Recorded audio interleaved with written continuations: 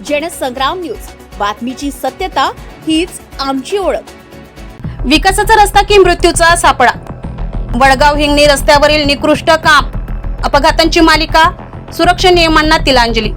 वरिष्ठ अधिकारी आणि लोकप्रतिनिधी घटनास्थळी भेट देणार का? सेलू तालुक्यातील वडगाव हिंगणी रस्त्यावरील कामावर नागरिकांचा संताप उफाळलाय। कोट्यवधी रुपयांचा निधी खर्च होत असताना नागरिकांच्या वाट्याला आला आहे तो धुळीचा मारा, सैल गिट्टी, उघडे खड्डे आणि अपघातांचा धोका, असा आरोप ग्रामस्थांनी केला आहे। ग्रामस्थांच्या म्हणण्यानुसार रस्त्याच्या दोन्ही बाजूंनी खोदकाम करून अनेक दिवस तसेच उघडे ठेवण्यात आले।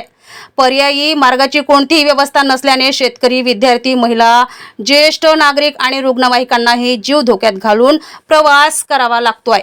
रस्त्यावर टाकलेली गिट्टी व्यवस्थित दाबण्यात आली नसल्याने दुचाकी घसरून वारंवार अपघात होत असल्याचा आरोप नागरिकांनी केलेला आहे। विशेष म्हणजे काम सुरू असलेल्या ठिकाणी इशारा फलक, दिशादर्शक किंवा बॅरिकेड्सही नसल्याने रात्री आणि पावसाळ्यात वाहन चालकांसाठी हा रस्ता अधिकच धोकादायक बनला आहे। कामाच्या गुणवत्तेबाबतही गंभीर प्रश्न उपस्थित होत असून निकृष्ट दर्जाचे साहित्य वापरल्याचा संशय व्यक्त करत या कामांची स्वतंत्र तांत्रिक चौकशी करून साहित्याचे नमुने प्रयोगशाळेत तपासणीची मागणी ग्रामस्थांनी केली आहे। नागरिकांचा आरोप आहे की वारंवार तक्रारी करूनही संबंधित अधिकारी ऋतुजा वंजारी आणि ठेकेदाराकडून कोणतीही दखल घेण्यात आलेली नाही। त्यामुळे संतप्त ग्रामस्थ आता जिल्हाधिकारी, सार्वजनिक बांधकाम विभाग आणि लोकप्रतिनिधींनी तातडीने घटनास्थळी भेट देऊन दोषींवर कठोर कारवाई करावी अशी मागणी करत आहे।